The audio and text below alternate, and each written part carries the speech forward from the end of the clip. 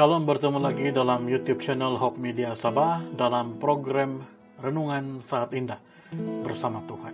Pada hari ini kita akan mendengarkan satu lagi renungan dengan tajuk Berbuat Baik. Mari kita semua tunduk kepala, kita bersatu di dalam doa. Tuhan kami yang di surga, terima kasih. Kesempatan yang Tuhan berikan kepada kami untuk merenungkan dan juga mempelajari firman Tuhan. Dimanapun kami berada pada saat ini, urapi kami dengan Roh Kudus Tuhan, agar firman ini boleh menjadi pedoman dalam kehidupan kami. Dalam nama Yesus kami berdoa. Amin. Saudara yang dikasihi di dalam Tuhan, saya ingin mulakan dengan sebuah kisah yang terjadi kepada seorang anggota polis yang sangat berwibawa, yang sangat disukai oleh sahabat-sahabat di office ataupun di kesatuan pasukan polis tempat dia bertugas. Oleh karena kecekapan, oleh karena ketelitian, dan oleh karena dia dapat menyelesaikan case yang diberikan kepadanya dengan sangat-sangat cekap, teliti, dan sangat berwibawa sekali. Sehingga dia akhirnya dinaikkan pangkat, diberikan anugerah penghargaan, dan kemudian dinaikkan pangkat untuk menjadi seorang kapten yang boleh memimpin satu tim kecil di dalam kesatuan ataupun dalam persatuan polis untuk boleh lebih dapat menyelesaikan ataupun memberikan kesejahteraan kepada rakyat ataupun masyarakat di persekitaran tempat di mana dia bertugas.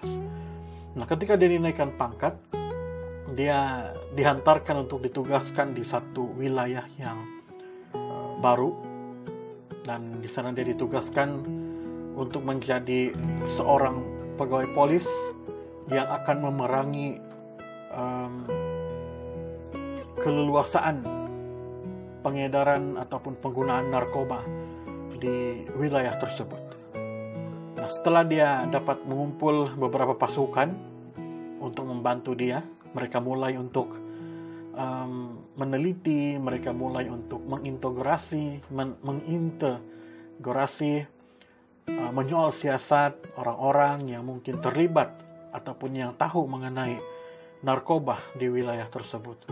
Nah, wilayah tersebut merupakan wilayah yang terkenal dengan penggunaan bahkan penjualan narkoba secara berleluasa, sehingga terkadang pegawai polis tidak dapat menyentuh ataupun bahkan mengganggu orang-orang yang menjual bahkan menggunakan narkoba ini, sehingga sangat-sangat sulit untuk membantras banyak masyarakat yang merasa terzalimi, banyak juga yang merasa takut dengan keadaan-keadaan persekitaran di mana mereka harus berhadapan dengan kehidupan yang penuh dengan narkoba. Nah, mereka berusaha untuk menangani case ini secara satu persatu, dan setelah beberapa ketika ada beberapa mungkin kumpulan ataupun kelompok penjual bahkan pengguna narkoba ini yang dapat ditewaskan oleh kapten bersama dengan pasukannya ini. Dan ini membuatkan bos-bos yang memegang kendali pengedaran dan juga penjualan narkoba ini menjadi sedikit risau. Karena kalau begini ataupun kalau berterusan ini, kalau berlanjutan, mereka akan kehilangan punca pendapatan mereka. Dan mungkin mereka akan dipenjarakan. Akhirnya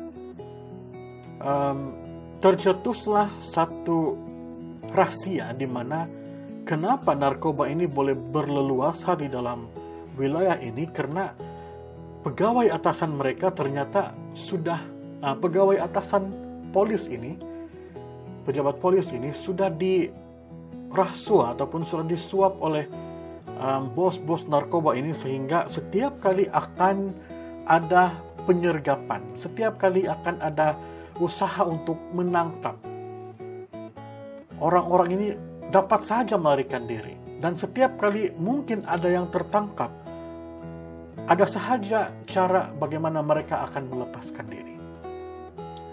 Dan akhirnya oleh karena sudah menerima rasuah, pegawai-pegawai atasan ini akhirnya pergi untuk menegur, memberikan amaran kepada kapten yang baru ini.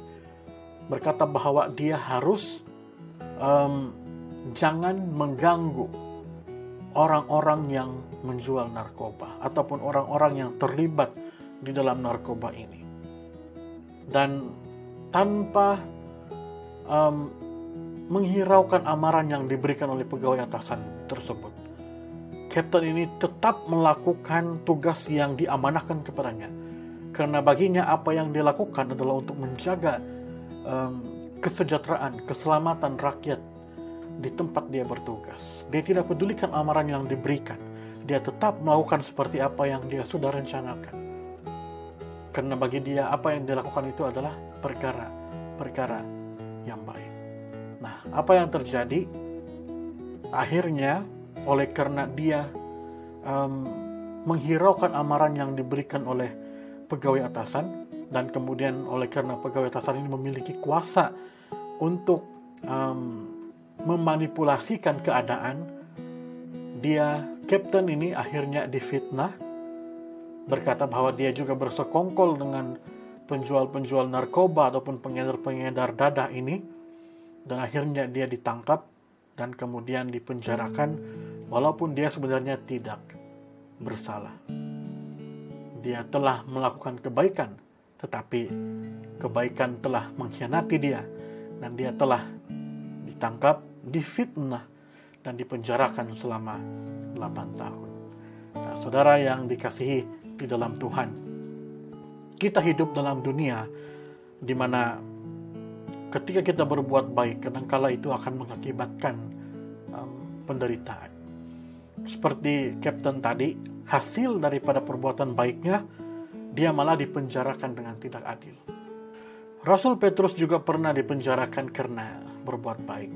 Ketika Petrus berusaha untuk menyebarkan kabar kasih Tuhan dan juga menyebarkan kabar tentang keselamatan Injil, dia malah dipenjarakan.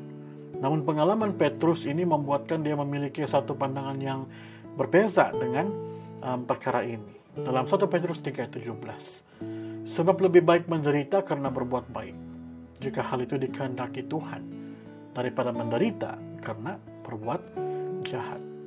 Dunia ini mungkin memiliki cara yang berbeza dalam menilai perbuatan baik yang kita lakukan. Namun Tuhan memiliki pandangan yang tetap, yaitu perbuatan yang baik itu selalu akan menyenangkan hati Tuhan. Bahkan ketika dunia ini memandang perbuatan baik kita itu, ketika dunia tidak memandang perbuatan baik kita itu dalam hal yang positif, Tuhan malah memiliki jawaban ataupun respon yang terbaik untuk setiap perbuatan kita. Sukacita karena berbuat baik itu mungkin satu-satunya upah yang kita terima. Namun perbuatan baik itu tetap patut dilakukan. Jadi marilah kita menjadikan sifat berbuat baik ini sebagai sifat alamiah kita sebagai umat Tuhan. Karena itulah yang Tuhan kehendaki. Kiranya Tuhan memberkati kita semua. Mari kita bersatu di dalam doa. Tuhan yang di surga, terima kasih. Pelajaran yang kami dengar pada hari ini membawa kami untuk menjadi orang-orang yang sentiasa mau melakukan perbuatan-perbuatan baik. Terima kasih ya Tuhan, karena Engkau akan terus memberkati kami dalam kehidupan kami. Dalam nama Yesus kami berdoa. Amin.